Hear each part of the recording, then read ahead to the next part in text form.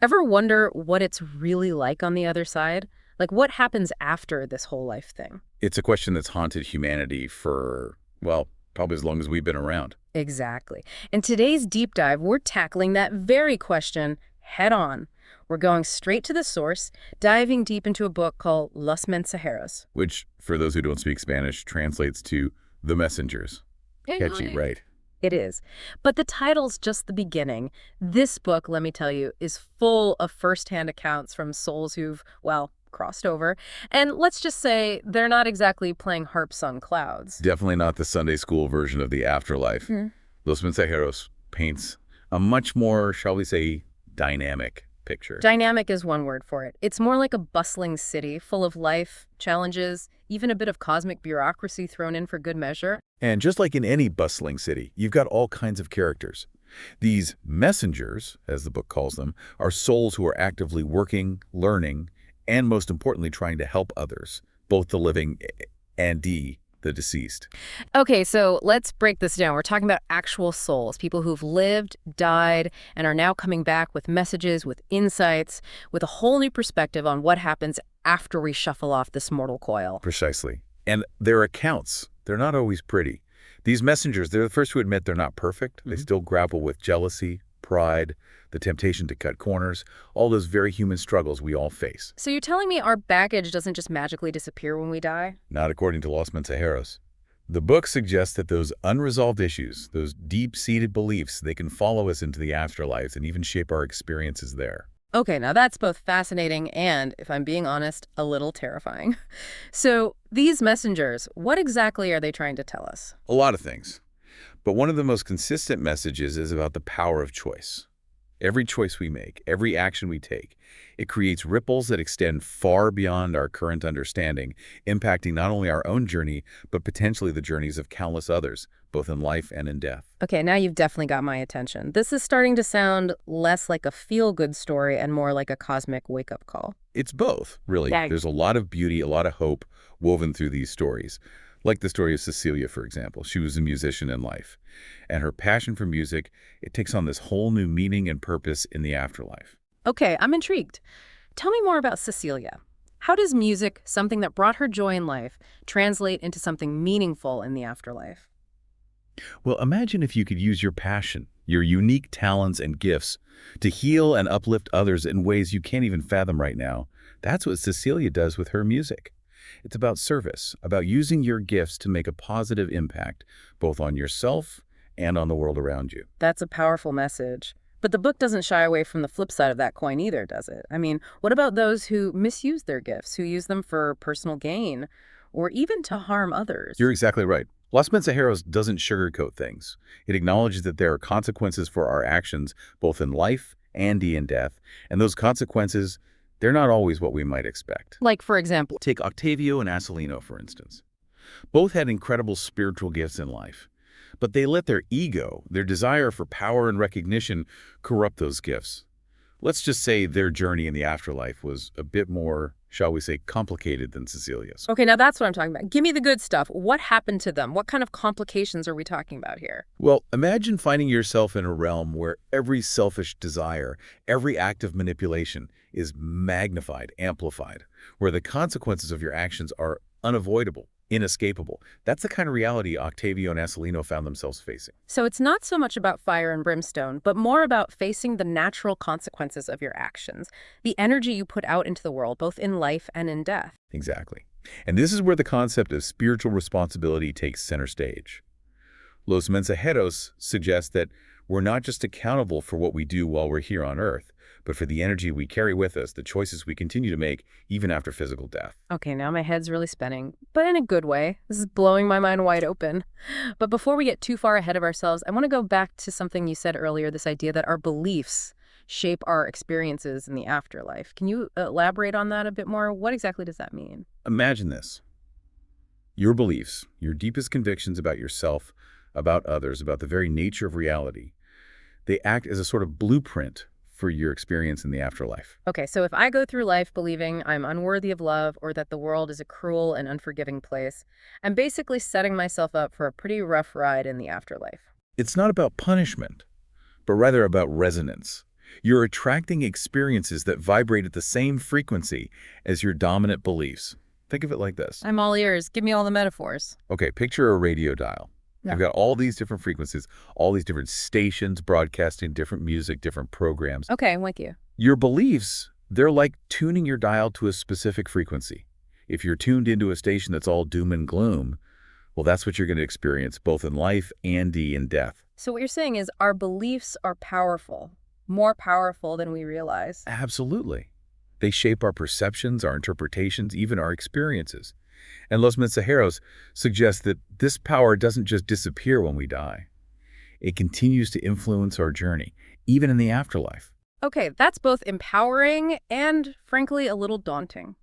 Because if our beliefs are that powerful, if they can literally shape our reality even after death, then we've got a responsibility to examine them, to challenge the ones that no longer serve us, right? Precisely. And that's where the real work begins, the work of self-discovery, of confronting those limiting beliefs that keep us trapped in cycles of fear, doubt, and unworthiness. And that work, it's not always easy. Definitely not always comfortable to confront those shadows within ourselves. But according to Los Mensajeros, it's essential for our growth, for our evolution, both in this life and the next. Okay, so we've covered a lot of ground here. We've talked about the messengers themselves, their experiences, their messages about responsibility, the power of belief.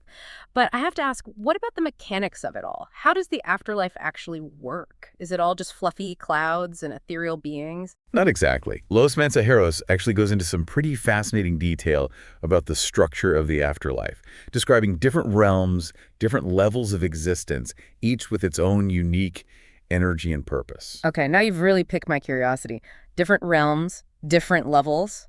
Tell me more. Is it like Dante's Inferno with different circles of heaven and hell? It's actually a lot more nuanced and, dare I say, fascinating than that. Well, don't leave me hanging. What are these realms like? How does a soul end up in one versus another? And what do these realms tell us about the nature of reality itself? All excellent questions.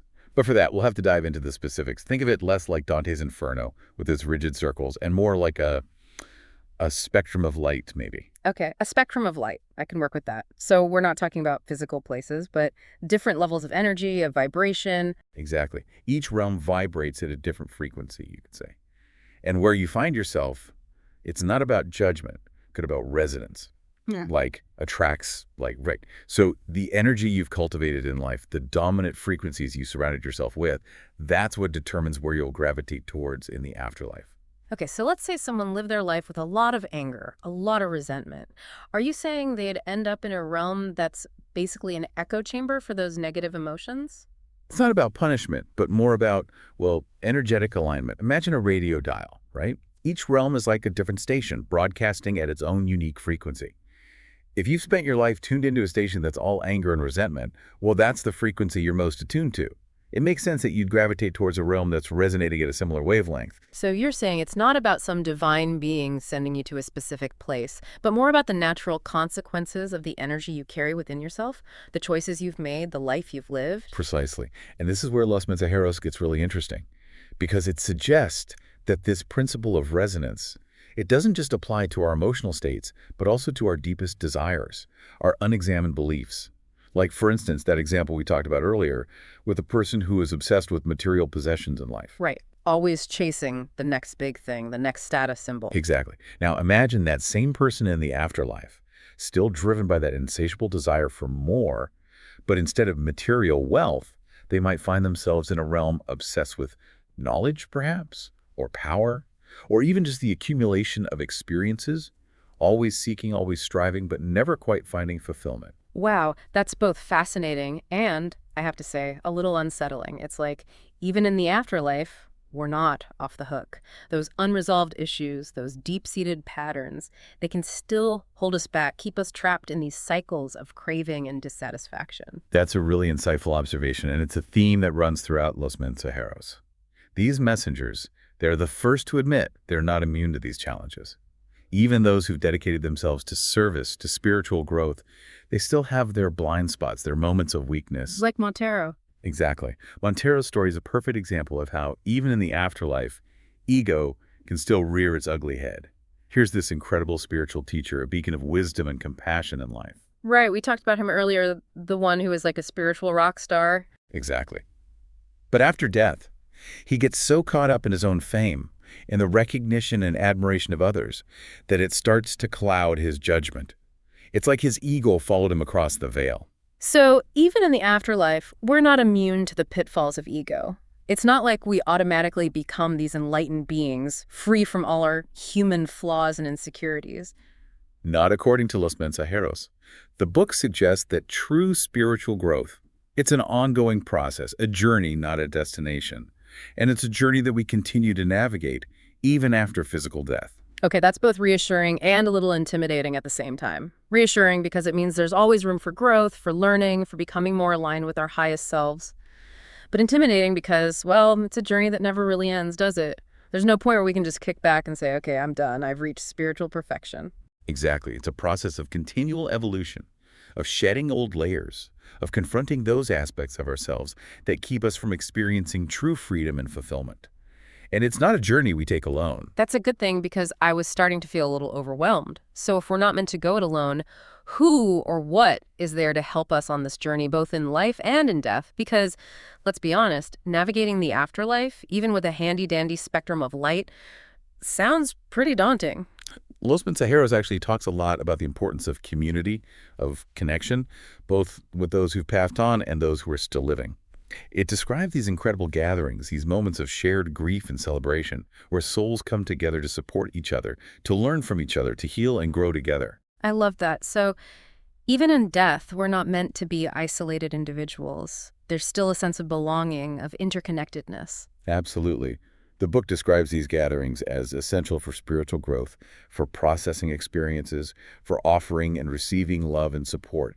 It's like even in the afterlife, we're wired for connection. It's funny when you talk about those those gatherings in the afterlife, it makes me think about the connections we share with loved ones who've passed on. Like, is it possible to still feel connected, to still communicate with them, even though they're no longer physically here? Los Mensajeros actually delves into that very question, suggesting that the veil between the physical and spiritual realms is more porous than we might realize.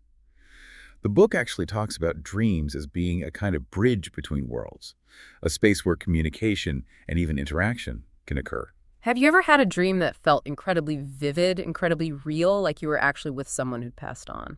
Absolutely. I mean, who hasn't? But I always assumed those were just my subconscious mind working through grief, trying to make sense of loss. While that's certainly possible, Los Mensajeros offers a different perspective, suggesting that these dreams can be so much more. It describes instances where loved ones who've passed on visit those who are still living in their dreams, offering comfort, guidance, even warnings. Like that story about the grandmother visiting her granddaughter in a dream, right? Exactly. The granddaughter was going through a really difficult time, and she had a dream where her grandmother appeared to her, offering words of encouragement, reminding her of her strength and resilience.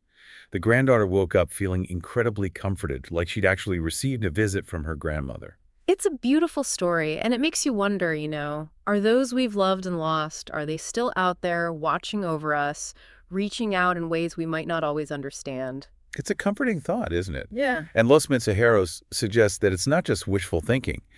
These connections, they persist even after physical death.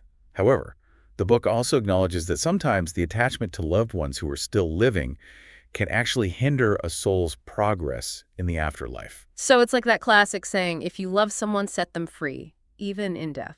Precisely. The book emphasizes the importance of balance, of honoring those bonds while also recognizing the need for individual growth and acceptance. It's about trusting that our loved ones, both here and in the afterlife, are on their own unique journeys. That reminds me of the story of Alonzo, the one who was so consumed with worry for his family back on Earth that it was preventing him from fully embracing his own spiritual work. Exactly. Alonzo's story is a poignant reminder that sometimes the most loving thing we can do for those we care about is to let go, to trust that they're being guided and supported, even if we can't always see it. And it's a lesson that applies to us here and now, isn't it? Learning to release attachments that no longer serve us, whether it's to people, to possessions, to outdated beliefs, is crucial for our own spiritual growth. Okay, so much to unpack here. But before we get too far ahead of ourselves, I want to circle back to something that's been on my mind. We've talked about the challenges of the afterlife, the ongoing nature of spiritual growth, even the possibility of getting stuck in certain realms. But what about the actual transition, the moment of death itself? What does Los Mensajeros have to say about that? Because, let's be honest, it's the great unknown, and that can be pretty terrifying. You're right, it's a natural human fear. Hmm. But one of the most comforting messages in Los Mensajeros is that death, it's not an ending. Okay, but if it's not an ending? Think of it more as a transition, a shedding of the physical form while the essence of who you are continues to exist, like a butterfly emerging from a chrysalis. So you're saying we're like caterpillars, afraid of what we might become, but if we could just trust the process? We might find ourselves transformed into something even more beautiful, more expansive, more free than we could have ever imagined. And that transformation, it's not just about what happens after death, it's about the choices we make every day, the way we live our lives, the energy we cultivate within ourselves. Okay, but what about those who haven't lived such exemplary lives? The ones who've made mistakes, who've caused harm? What does Los Mensajeros say awaits them after death? Is it eternal damnation? Fire and brimstone? Not quite. While the book definitely emphasizes personal accountability, it also introduces the concept of spiritual rectification, suggesting that even those who've strayed from their path, who've caused harm, are given the opportunity to confront their actions and work towards redemption. It's not about punishment, but about understanding, about making amends, about healing. So more like cosmic rehab than eternal damnation. Exactly. Los Mensajeros emphasizes that it's never too late to turn things around, to start making choices that align with our highest good, both in this life and the next. That's actually a really hopeful message. It means that even if we've made mistakes, even if we've strayed from our path, there's always the possibility of redemption, of growth, of finding our way back to the light. But that begs the question, what can we do while we're still here living our lives to prepare for this transition, to make that journey a little smoother, a little less daunting? It's a question many ponder, isn't it? And Los Mensajeros offers some surprisingly practical advice. Okay, I'm all ears. Do we need to start meditating for hours a day? Renounce all our worldly possessions? Join a monastery? Not unless that calls to you. The book suggests a much simpler, more grounded approach, emphasizing the importance of living a life of purpose, of service to others, of continual spiritual growth. So it's not about adding more things to our to-do list, but about approaching our lives, our relationships, our work with intention, with awareness, with a desire to make a positive impact. Exactly. And by doing so, by striving to live in alignment with our highest values, we're not just preparing for some hypothetical afterlife. We're enriching our present existence. Yeah. We're creating a life that's meaningful, purposeful, and connected to something larger than ourselves. It's like that saying, live each day as if it were your last, but with an added layer of, and your first in the afterlife. I love that. It beautifully captures the essence of the message. Every choice we make, every action we take, it has ripple effects that extend far beyond our current understanding. Okay, so we've talked about a lot of heavy stuff today. The nature of reality, the afterlife, the importance of spiritual growth, confronting our shadows. But there's one more element I want to touch on before we wrap up. Los Mensajeros talks about the importance of spiritual protection, of safeguarding our energy, especially in the face of negativity. Ah, yes, a crucial aspect. Think of it like tending to your own personal energy field, strengthening your defenses against negativity, and amplifying your connection to positive, uplifting energies. So it's like creating a spiritual immune system, right? Building up our resilience so we can navigate the challenges of life and death without getting totally depleted. Precisely. Yeah. And the book suggests that we can strengthen our spiritual immune system through practices like prayer, meditation, acts of kindness, surrounding ourselves with positive influences, connecting with nature. It's not about becoming fearful or paranoid, but about cultivating a sense of discernment, of consciously aligning ourselves with the highest vibration. Well, ultimately, it's that connection to the light, to love, that sustains us both in life and in death. And speaking of connection, I want to circle back to something we talked about earlier, this idea of home. Los Mensajeros describes Nuestro Hogar as this incredible sanctuary in the afterlife. But is it possible to cultivate that sense of home within ourselves even while we're still here? What a beautiful question, and I believe that's the very heart of the book's message. True home, it's not about a physical location, but about cultivating a state of inner peace, a sense of belonging, of connection to something larger than ourselves. It's about finding that sense of purpose, of alignment with our true nature, regardless of our external circumstances. So it's about embarking on that journey of self-discovery, of aligning with our highest selves here and now in every moment. Not just waiting for some distant afterlife, but actively creating it with every thought, every action, every choice we make. Beautifully put. Los Mensajeros reminds us that we are not passive bystanders in our own lives. We have agency, and our choices, they matter more than we can possibly imagine. Okay, we've covered a lot of ground today, but I feel like we've only just scratched the surface of what Los Mensajeros has to offer. It's a book that stays with you long after you finish reading, prompting you to question your assumptions, to explore new possibilities, to approach life and death with a renewed sense of wonder and purpose. It certainly does. Los Mensajeros is more than just a glimpse into the afterlife.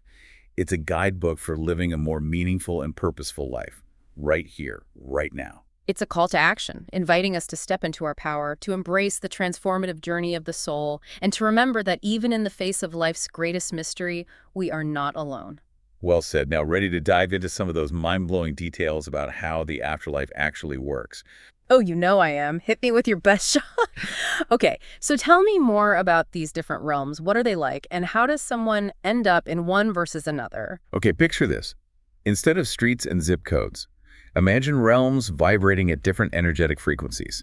Your address in the afterlife isn't chosen for you, but drawn to you, like a tuning fork, resonating with a matching tone. If your life was, say, discordant, full of negativity, you might find yourself in a realm that mirrors that. Not as punishment, but because that's where you energetically fit in at that moment. So you're saying someone who is deeply materialistic in life, always chasing the next big thing, might find themselves in a realm obsessed with virtual wealth. Not quite wealth, but maybe status, or knowledge even, or even just the accumulation of experiences, always seeking, always striving. The book describes how our deepest desires and attachments, if we haven't really looked at them in life, they can become amplified in the afterlife. It's not about a judgmental God sending you to a specific place, but more about the natural consequences of the energy you've cultivated within yourself. Does that make sense? It's starting to, so it's less about going somewhere and more about being drawn to a certain vibration, a certain feel. Yes, like attracts like, right. Yeah. But here's where it gets really interesting. The book suggests that this principle of resonance, it doesn't just apply to our emotional states, but to everything. Our desires, our unexamined beliefs. It all factors in. Okay, that's making more sense now. But what about those messengers we keep talking about? They seem to be able to move between these realms, helping souls find their way. Are they immune to this whole energetic attraction thing? That's the thing, they aren't. And this is one of the things I found most interesting about Los Mensajeros.